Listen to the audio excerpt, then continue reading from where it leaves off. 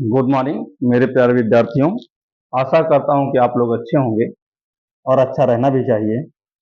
जैसा कि मैंने पिछले वीडियो में आपको प्रेजेंट टेंस के बारे में बताया, और प्रेजेंट टेंस के बारे में अगर आपने मेरा वीडियो अच्छे से देखा है, समझा है, तो प्रेजेंट इंडेफिनिट टेंस समझने में बहुत आपको सरल होगा। आज हम आपको प्रेजेंट इंडेफिनिट टेंस के एक एक पॉइंट को समझाता हूं, इसे समझिए और जानिए। हमने लिखा present indefinite tense, present indefinite tense. Present में वर्तमान, इंडेफिनिट अनिश्चित और टेंस मतलब काल। इस टेंस में कार्य का अनिश्चित होना पाया जाता है। इसकी मुख्य पहचान ये है, इस टेंस में कार्य का अनिश्चित होना पाया जाता है।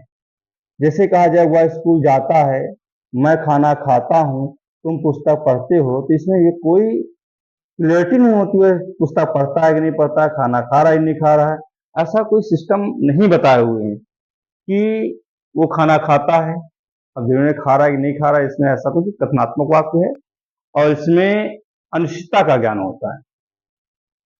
इनडेफिनिट का मतलब ही होता है अनिश्चित, अनिश्चित।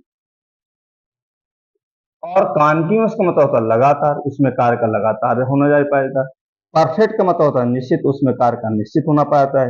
परफेक्ट कॉन्टिन्यूअस का मतलब होता है निश्चित समय पर जो कार्य किया गया है, कार्य जारी है और निश्चित भी है। तो हम आपको आज प्रेजेंट इंडेफिनिट टेंस के बारे में बताते हैं। इसकी मेन पहचान हो गई, इस टेंस में कार्य का अनिश्चित होना पाया जाता है। और दूसरी पहचान है, इस टेंस के लास्ट में ता है, ता है, ती है, ते हैं, ते हैं, ता हूं आदि शब्द आते हैं। ता है, ती है, ते है, ता हूं आदि शब्द आते हैं प्रेजेंट इंडेफिनिट टेंस के वाक्यों के क्रियाओं के अंत में। ता है, ती है, ते है, ता हूं इत्यादि शब्द आते हैं। इसकी एक पहचान ये भी है कि प्रेजेंट इंडेफिनिट टेंस के वाक्यों के क्रियाओं के अंत में ता है, ती है, ते हैं इत्यादि शब्द आते हैं। वाक्य के अंत में चलिए हम आज समझाते हैं आपको।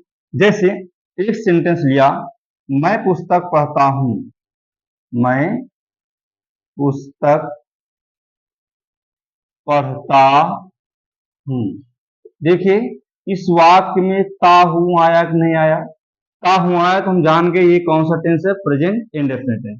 तो क्रिया में जैसे क्रिया है पढ़ना, पढ़ना, बैठना,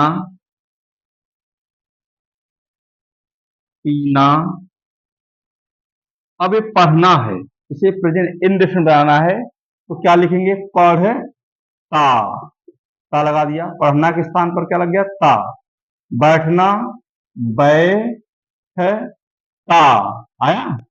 पीना, पीता। देखो क्रिया के अंत में क्या आ रहा है? ता, ता ती ते। क्रिया के अंत में क्या आएगा? ता ती ते। और टेंस में प्रेजेंट टेंस का है हूं हो ले लिया जाता है, इसलिए इसको प्रेजेंट इंडेफिनिट टेंस कहते हैं। देखो पढ़ना से पढ़ता, बैठना से बैठता, पीना से पीता, ता लगा हुआ है सभी में। यस। और है तो इसकी मेन पहचान होती है प्रेजेंट टेंस की। प्रेजेंट टेंस का ले लिया गया है तो ये ता है आया तो प्रेजेंट इंडेफिनिट टेंस हो गया। पढ़ता है आ गया तो प्रेजेंट इंडेफिनिट। पीता है आ गया तो प्रेजेंट इंडेफिनिट है। तो प्रेजेंट इंडेफिनिट की मुख्य पहचान होती है क्रिया के अंत में ता ती ते लगा होगा और है हूं लास्ट में तो आएगा ही। जैसे वह स्कूल जाता है, ता है आया, जान के प्रेजेंट इंडेफिनिट टेंस है। मैं पानी पीता हूं, ता हूं आया, जान के प्रेजेंट इंडेफिनिट है। वह गाना गाता है, ता आया, तो हम जान के प्रेजेंट इंडेफिनिट है। मैं सर खुजलाता हूं, ता हूं आया, तो हम जान के प्रेजेंट इंडेफिनिट टेंस है। तो प्रेजेंट इंडेफिनिट टेंस की मुख्य पहचान ये होती है कि ता है, ती है, ता हूं इत्यादि शब्द आते हैं। चलिए इसके बारे में, इसकी पहचान तो आप जान चुके हैं, अब इसके नियम को जानते हैं। इसमें नियम क्या होते हैं? बहुत ही सिंपल नियम। देखो अफर्मेटिव सेंटेंस, इसमें सेंटेंस होते हैं affirmative, negative interrogative, interrogative negative. तो पहले हम अफर्मेटिव के नियम को जानते हैं।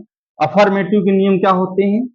ही सी सिंगुलर नाउन के साथ हम वर्ब की फर्स्ट फॉर्म में एस या ईएस का प्रयोग करेंगे।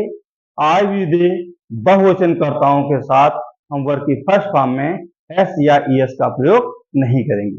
बात ये उठती है कि यहाँ एस का प्रयोग कहाँ करेंगे, ईएस का प्रयोग कहाँ करेंगे? वेरी बहुत सही बात है भाई, ही सीट के साथ वर्ब की फर्स्ट फॉर्म में एस एस का प्रयोग करेंगे, आई वी दे के साथ नहीं करेंगे। तो भाई एस और ई एस, तो हम एस का प्रयोग किसके साथ करेंगे और ईएस का प्रयोग किसके साथ करेंगे? तो आप जानते ही हो कि एबीसीडी में हमारे लेटर कितने होते हैं? A B C D E F G, हमारे 26 लेटर होते हैं।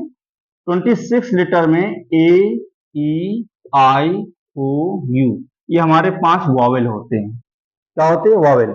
और इसके साथ C H, T H, X, double S, अगर ये भी आ जाते हैं क्रिया के अंत में तो हम इसमें जोड़ते हैं ई एस।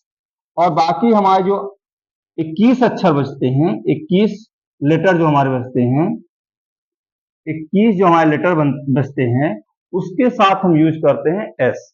जैसे for example sit, S I T, sit लिया तो टी क्या है? कॉन्सोनेंट, इसके साथ एस जोड़ेंगे। स्टैंड, स्टैंड, डी हमारा कॉन्सोनेंट है तो इसके साथ का जो एस जोड़ेंगे, स्टैंड हो जाएगा। Run, R U N, run है, एन कॉन्सोनेंट है इसलिए इसमें जाकर एस जोड़ेंगे।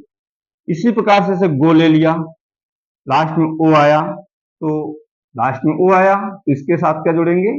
इसके साथ एस जोड़ते हैं, इसके साथ ई एस जोड़ते हैं, तो इसमें ई एस जोड़ देंगे, गोस। जैसे आ गया टीच, टी ई ए सी एच, लास्ट में सी एच है तो इसमें ई एस जोड़ देंगे। आ गया पास, पी ए डबल एस आया तो इसमें जोड़ देंगे ई एस। तो अगर ए ई आई ओ यू और C H T H X double S हो तो उसमें हम ई एस जोड़ते हैं लास्ट में अगर अक्षर हो तो, और बाकी अगर 21 अक्षर हमारे कॉन्सोनेंट होते हैं तो उसमें एस जोड़ते हैं। चलिए हम सेंटेंस को बनाते हैं, समझते हैं। अफर्मेटिव में हमने आपको बताया है, जैसे एक सिंपल सेंटेंस रहते हैं, मैं पुस्तक पढ़ता हूं, मैं पुस्तक पढ़ता हूं। तो आपको सबसे पहले इस सेंटेंस में ये जानने की आवश्यकता है कि कर्ता कौन है, क्रिया कौन है और कर्म क्या है। तो हमें सबसे पहले सब्जेक्ट का मालूम होना चाहिए। सब्जेक्ट क्या है, इसमें वर्ब क्या है और इसमें ऑब्जेक्ट क्या है। इन तीनों चीजों का मालूम होना बहुत जरूरी है। अगर इन तीनों चीजों को आप नहीं जानते हैं तो समझिए कि सेंटेंस आप नहीं बना पाएंगे। और इनका एक स्ट्रक्चर होता है, उसको हम बताएंगे। जैसे मैं पुस्तक पढ़ता हूं, तो मैं क्या हुआ? कर्ता। और मैं कौन सी क्रिया कर रहा हूं? पढ़ने की। क्या? पुस्तक। तो मैं कर्ता, क्रिया पढ़ना और कर्म पुस्तक हो गया। पंखा छत पर चलता है या घूमता है तो पंखा हो गया कर्ता, घूमना हो गई क्रिया, छत हो गया कर्म। मैं मार्कर से लिखता हूं, मैं कर्ता, लिखना क्रिया, मार्कर कर्म, मार्कर हो गया ऑब्जेक्ट। मैं सड़क पर टहलता हूं तो मैं कर्ता, टहलना क्रिया, सड़क कर्म। मैं दरवाजा बंद करता हूं, मैं कर्ता, बंद करना क्रिया, दरवाजा कर्म। तो सबसे पहले हम अनुवाद करते हैं कर्ता का। इसका कर्ता, कर्ता बोले तो सब्जेक्ट। फिर इसका सूत्र हम बना दे रहे हैं। हाँ, इसके बाद हम इसमें देखो हेल्पिंग वर्ब तो होती नहीं है। वर्ब की फर्स्ट फॉर्म में हम क्या जोड़ते हैं? एस या ई एस, और फिर ऑब्जेक्ट, और फिर अगर एक्स्ट्रा कोई चीज आ रही तो उसको। तो सबसे पहले इसमें देखो, मैं पुस्तक पढ़ता हूं तो मैं हुआ कर्ता। सबसे पहले अनुवाद किसका करेंगे? कर्ता का, यानी सब्जेक्ट का, आई। अब आई एक वचन है कि बहुवचन है? बहुवचन है, प्लूरल है, क्योंकि आई को स्त्री पुरुष दोनों यूज करता है इसलिए बहुवचन है। तो कर्ता की वर्ब की फर्स्ट फॉर्म, वर्ब की फर्स्ट फॉर्म का पढ़ना, पढ़ना क्या होता है? रीड, रीड लिख लिया।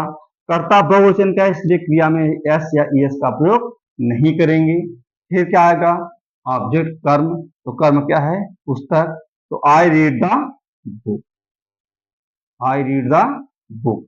अगर इसी वाक्य को कह दिया जाए वह पुस्तक पढ़ता है, वह पुस्तक पढ़ता है, तो क्या हो जाएगा, वह क्या होगा, वह की वह पुस्तक पढ़ता है पुरुष है, तो क्या लिखा ही, पढ़ना क्या बोलते हैं, read, R E A D, पर इसमें एस जुड़ जाएगा।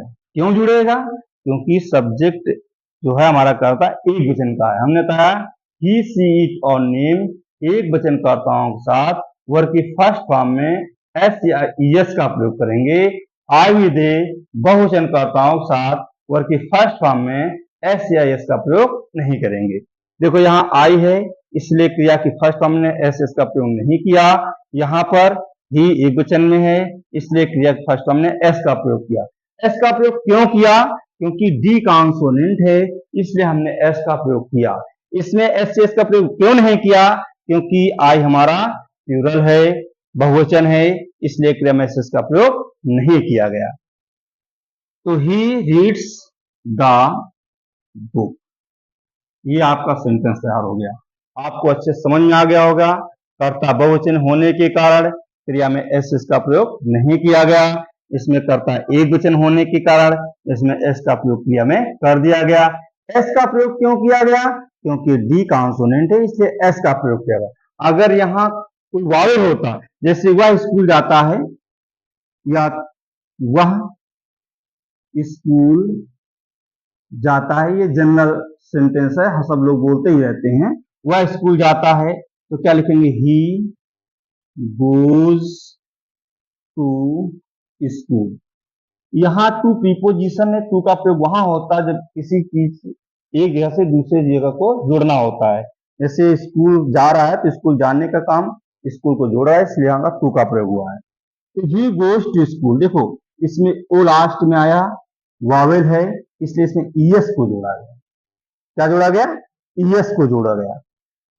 तो आशा करता हूं कि ये बेहतरीन तरीके से सेंटेंस को समझ गए होंगे। इसी का निगेटिव अगर पार्ट लेते हैं, नकारात्मक वाक्य लेते हैं, तो उसमें नियम क्या होते हैं, ही सी इट एक वचन कर्ताओं के साथ हम डज नॉट का प्रयोग करते हैं, आई वी दे बहुवचन कर्ताओं के साथ हम डू नॉट का प्रयोग करते हैं। तो इन्हीं सेंटेंसों को ले लेते हैं, क्यों इधर उधर जाएं। मैं पुस्तक पढ़ता हूं, तो आई रीड द बुक। मैं पुस्तक नहीं पढ़ता हूं, निगेटिव बन गया, तो I do not read the book. एक वचन कर्ताओं के साथ डज नॉट, बहुवचन कर्ताओं के साथ डू नॉट। मैंने एक वचन कर्ता और बहुवचन कर्ताओं को बहुत ही बारीकी से समझाया। ही सी इट एक वचन कर्ता होते हैं, आई दे बहुवचन कर्ता होते हैं। क्यों होते हैं, क्योंकि ही केवल पुरुष के साथ, सी केवल स्त्री के साथ, इट केवल निर्जीव के साथ।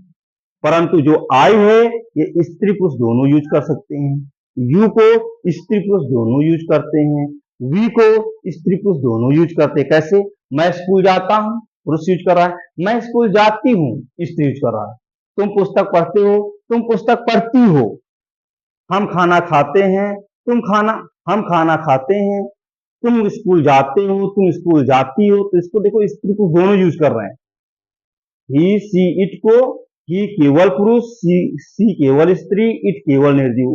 पर आई वी दे को स्त्री पुरुष दोनों यूज कर रहे हैं, इसलिए प्लूरल में रखे गए। ही सी इट केवल पुरुष, केवल स्त्री, केवल निर्जीव, इसलिए ये सिंगल में रखे गए। आई वी दे ये प्लूरल में रखे गए। क्लियर होगी बात। तो यहां पर आई, जैसे कहा मैं पुस्तक पढ़ता हूं, और लड़की भी कहते हैं मैं पुस्तक पढ़ती हूं। स्त्री पुरुष दोनों यूज कर रहे हैं, इसलिए प्लूरल में रखा गया। वह पुस्तक पढ़ता है, पुरुष है, पुरुष के लिए ही आएगा। केवल पुरुष, अगर पुरुष होगा तो ही होगा, तो केवल पुरुष यूज करेगा, स्त्री नहीं करेगी। चलिए आशा करता हूं ये वाक्य आपको समझ में आ गए हैं। अब निगेटिव सेंटेंस ले लेते हैं। तो एक वचन कर्ताओं के साथ डज नॉट और बहुवचन कर्ताओं के साथ डू नॉट। तो जैसे मैं पतंग नहीं उड़ाता हूं, या वह पतंग नहीं उड़ाता। देखो उड़ाना जब पर क्या करें, उड़ाता, वह पतंग नहीं उड़ाता है। अब वह पतंग नहीं उड़ाता निगेटिव सेंटेंस हो गया। अगर आपसे पूछे बताइए ये कौन सा टेंस है, तो ये प्रेजेंट इंडेफिनिट टेंस है। कैसे पहचाना प्रेजेंट इंडेफिनिट टेंस है? भाई वाक्य अंत में ता है आया, क्रिया में ता लगा है आ गया, तो ता है आ गया तो हम जान गए प्रेजेंट इंडेफिनिट टेंस है। अच्छा ठीक, इतनी बात तो समझ में आ गई, तो आप जान गए प्रेजेंट इंडेफिनिट टेंस है। प्रेजेंट इंडेफिनिट टेंस का कैसा वाक्य है? अरे भाई नहीं लगा है इसलिए निगेटिव वाक्य है। चलो अच्छा है, इतनी बात आपने बता दिया। बताइए इसमें करता क्या है? अरे सिंपल सी बात, वह करता है। वह कौन सी क्रिया कर रहा है? उड़ाने की क्रिया कर रहा है। क्या उड़ाने की? पतंग। वह करता क्रिया उड़ाना कर्म, पतंग हो गया। Very simple.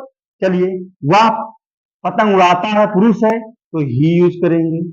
चलिए, अब ही एक वचन है तो इसके साथ क्या लगाएंगे? डज नॉट लगाएंगे। वेरी गुड, बहुत अच्छे। फिर अब उड़ाना क्रिया है, उड़ाना क्या बोलते? फ्लाई। बोलो क्या बोलते हैं? फ्लाई वर्ब की फर्स्ट फॉर्म FLY, फ्लाई होगा। अब डू नॉट डज नॉट जब लग जाता है तो क्रिया में एस का प्रयोग नहीं करते हैं। इस चीज का विशेष ध्यान देना आप। चलिए, तो ही डज नॉट फ्लाई, क्या उड़ाना क्या बोलते हैं? फ्लाई, क्या पतंग। तो ही करता हो गया, डज नॉट इसकी डस हेल्पिंग वर्ब हो गई, निगेटिव नॉट लग गया, फ्लाई वर्ब किया हो गई। He does not fly the kite, क्या लगाएंगे? काइट। तो he does not fly the kite, he करता हो गया, फ्लाई क्रिया हो गई और काइट कर्म हो गया। हेल्पिंग वर्ब तो लगती डज नॉट भाई। अगर कह दिया जाए मैं पतंग उड़ाता हूं, या मैं पतंग नहीं उड़ाता हूं, मैं पतंग नहीं उड़ाता हूं। चलो, अब बताइए कौन सा टेंस है भाई? ये प्रेजेंट इंडेफिनिट टेंस है। कैसे जान गए? ता है आया, ता हूं आ गया, तुम जान गए प्रेजेंट इंडेफिनिट टेंस है। चलिए, कैसा वाक्य? निगेटिव नहीं लगा है। करता क्या है? मैं। क्रिया क्या है? उड़ाना। कर्म क्या है? पतंग। Very good. चलिए, सबसे पहले किसका अनुवाद करेंगे? कर्ता का। करता क्या? मैं एक वचन है बहुवचन? भैया बहुवचन है, इसलिए इसके साथ हम क्या लगाएंगे? डज। क्या लगाएंगे? डू। क्या लगाएंगे? Do not. नेगेटिव नॉट लगा दिया। फिर क्या है? उड़ाना क्या? तो फ्लाई, क्या? The kite, fly the kite. तो I do not fly the kite, करता बहुवचन है इसलिए डू नॉट, करता एक वचन है इसलिए डज नॉट। क्लियर होगी बात? हाँ, एक बात और जानने की कोशिश करिए, इसमें नेगेटिव सेंटेंस में कभी नहीं भी आता है और कुछ नहीं भी आता है। अब कभी नहीं के बारे में जैसे कह दिया जाए वह चावल कभी नहीं बनाती है, या वह चावल कभी नहीं खाता है। चलो, चलिए इसका निगेटिव ले लेते हैं। वह चावल कभी नहीं खाता है। Very simple. भैया कौन सा टेंस है? प्रेजेंट इंडेफिनिट टेंस है। कैसे जान गया? ता है आ गया, ता है। अरे भैया क्रिया में ता लगा, खाना के पर खाता आ गया है, ता है आ गया तो प्रेजेंट इंडेफिनिट टेंस। कैसा वाक्य? निगेटिव। करता क्या हुआ? वो कौन सी क्रिया? खाने की, क्या? चावल। कर्म हो गया। परंतु इसमें विशेष बात और होती है, जब कभी नहीं वाक्य में आ जाए, क्या आ जाए? कभी नहीं, तो इसकी इंग्लिश हम नेवर लिखते हैं। क्या लिखते हैं? नेवर। और फिर इसमें डू नॉट डज नॉट का प्रयोग नहीं होता है। क्या नहीं होता है? डू नॉट डज नॉट का प्रयोग नहीं होता है। अफर्मेटिव की भांति बनते हैं, अफर्मेटिव के हिसाब से। चलिए देखते हैं कैसे बन रहा है। तो वह चावल कभी नहीं खाता है, ही, फिर लिखेंगे नेवर। ठीक, कभी नहीं इंग्लिश क्या होगा? नेवर। फिर लिखेंगे ईट, ईट द राइस, या ईट द राइस। अब एक बात यहाँ सेंटेंस सही है गलत? अरे गलत है भाई। कैसे? जब कभी भी अगर वाक्य में कभी नहीं शब्द आए तो हम क्या करते हैं? जब कर्ता एक वचन का हो तो क्रिया में एस या यस का प्रयोग करेंगे, और कर्ता बहुवचन का हो तो एस या एस का प्रयोग नहीं करेंगे। तो इसमें कर्ता एक वचन का है, टी का कॉन्सोनेंट है, इसलिए एस का प्रयोग किया। अब वाक्य जाके से ही नेवर ईट्स द राइस। अगर इसी वाक्य को बना दें, द लगाइए चिन्ह लगाइए, लिख दो। अगर इसी वाक्य दे मैं चावल कभी नहीं खाता हूं, या तुम चावल कभी नहीं खाते हो, भी प्रेजेंट इंडेफिनिट टेंस का निगेटिव वाक्य तुम की इंग्लिश क्या होगी? यू। अब भैया negative do not does not नहीं लगा देना, कभी नहीं है तो क्या लगाओगे? नेवर। और ये वाक्य अफर्मेटिव के नियम के अकॉर्डिंग होगा, नेवर लगा दिया। फिर ईट होगा, ईएटी ईट। अब इसमें एस या एस लगाएंगे नहीं लगाएंगे? नहीं लगाएंगे। क्यों नहीं लगाएंगे? कर्ता बहुवचन का है इसलिए नहीं लगाएंगे। तो you never eat rice, you never eat rice है भैया। वेरी गुड, बहुत बढ़िया। अच्छा, इसका एक सेंटेंस और है, कुछ नहीं। कौन सा सेंटेंस? कुछ नहीं। कभी नहीं समझ में आ गया? जब कर्ता एक वचन का हो तो नेवर के साथ क्रिया में एस एस का प्रयोग करेंगे, जब कर्ता बहुवचन का हो तो नेवर के साथ क्रिया में एस एस का प्रयोग नहीं करेंगे। प्रेजेंट इंडेफिनिट के अफर्मेटिव वाले नियम से हम काम करते हैं। कभी नहीं की इंग्लिश नेवर होती है, कभी नहीं की इंग्लिश क्या होती है? नेवर। कर्ता एक वचन का है तो क्रिया में एस एस का प्रयोग होगा, कर्ता बहुवचन का हो तो क्रिया में एस एस का प्रयोग नहीं होगा। और इसमें डू नॉट डज नॉट तो लगाना ही नहीं, लेकिन नेवर का मतलब ही नहीं होता है, और नॉट फिर लगा दो तो गलत हो जाएगा। चलिए इसके और हम आपको सेंटेंस लेते हैं। आज हम आपको केवल प्रेजेंट इंडेफिनिट के अफर्मेटिव और नेगेटिव के बारे में ही समझाएंगे। कल इसका इंट्रोगेटिव, अगले वीडियो में इसका इंट्रोगेटिव, इंट्रोगेटिव बहुत इंपॉर्टेंट है। इंट्रोगेटिव में जब वाक्य से प्रारंभ होंगे, जब वाक्य के बीच में क्या कब क्यों कैसे होंगे, और कौन वाले सेंटेंस हो गए, और कौन सा कौन सी किसने किसको, इस समय नाउन वाले सेंटेंस हो गए। इस पे एक नाम से इसका एक अलग वीडियो बनाएंगे। अभी हम अफर्मेटिव और नेगेटिव का आपको बना दे रहे हैं। इसमें एक सेंटेंस और होता है, कुछ नहीं, यानी कुछ नहीं। कुछ नहीं की इंग्लिश होती नथिंग, कुछ नहीं की इंग्लिश क्या होती? नथिंग। इसमें थोड़ा सा जान लीजिएगा, यहाँ बहुत ध्यान देने वाली बात है। इससे मैं, नेवर और कुछ नहीं। तो नेवर का मतलब होता है कभी नहीं, और नथिंग का मतलब होता है कुछ नहीं। अब इसमें अंतर जान लीजिए, नेवर का मतलब कभी नहीं और नथिंग का मतलब कुछ नहीं। जैसे कह दिया जाए वह खाना कभी नहीं खाता है। इसका अनुवाद कौन सा टेंस है? Present indefinite tense. कैसा वाक्य है? निगेटिव। कर्ता कौन है? वह। क्रिया क्या है? खाना, खाता। और कर्म क्या है? खाना। तो लिखेंगे ही नेवर, ठीक, ईट्स द फूड। इस सेंटेंस को बता चुके हैं, फिर से समझ लो। He never eats the food, करता है वचन के, इसलिए क्रिया में एस का प्रयोग होता है। अगर कह दिया जाए इसी सेंटेंस को, वह कुछ नहीं खाता है, वह कुछ नहीं खाता है, इसका अनुवाद हो गया ही। और एक चीज को ध्यान देने वाली बात है इसमें, ये जिसे नेवर है जो लगाया गया, कर्ता के पहले नेवर का प्रयोग होगा, और कुछ नहीं की इंग्लिश होती है नथिंग, ये कर्ता के मतलब क्रिया के बाद आएगा। तो ही ईट्स, ही ईट्स, और फिर क्या लिखेंगे? नथिंग। He eats nothing. इसको जानने की बात यह है, देखो हमारी बात को समझने की कोशिश करना। वह कुछ नहीं खाता है, तो ही ईट्स नथिंग। इसमें क्या होता था? जैसे कभी नहीं वाले में नेवर पहले और क्रिया बाद में। इसमें क्या होगा? नथिंग वाले में पहले क्रिया तब नथिंग। बात समझ आ गई ना? पहले नेवर बाद में क्रिया, पहले क्रिया बाद में। कहने का तात्पर्य है, जब वाक्य में कभी नहीं शब्द आए तो क्रिया के पहले हम नेवर का प्रयोग करेंगे। अगर वाक्य में कुछ नहीं शब्द आए तो क्रिया के बाद नथिंग लिखेंगे। बात समझ आ गई? जैसे एक सेंटेंस हम आपको बोल दें, वह सोमवार को कुछ नहीं खाती है, वह सोमवार को कुछ नहीं खाती है, तो क्या लिखोगे? सी ईट्स, क्या लिखोगे? She eats nothing on Monday, she eats nothing on Monday. इसका मतलब सी ईट्स या पहले, तब नथिंग आया, फिर ऑन मंडे। क्लियर? अगर कभी नहीं आता तो कभी नहीं की नेवर पहले तब क्रिया आती। बात समझ आ गई?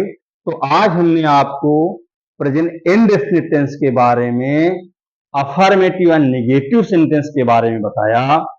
अफर्मेटिव में सिंपल सी बात है, उसको बताया। नेगेटिव में डू नॉट, डज नॉट का प्रयोग बताया, नेवर का प्रयोग बताया और नथिंग का प्रयोग बताया। इसको आप ध्यान से देखिएगा, वीडियो एक बार नहीं 10 बार देखिएगा, अच्छे से समझिएगा। वीडियो देखिए, शेयर करिए, सब्सक्राइब करिए और एंजॉय करिए। Thank you.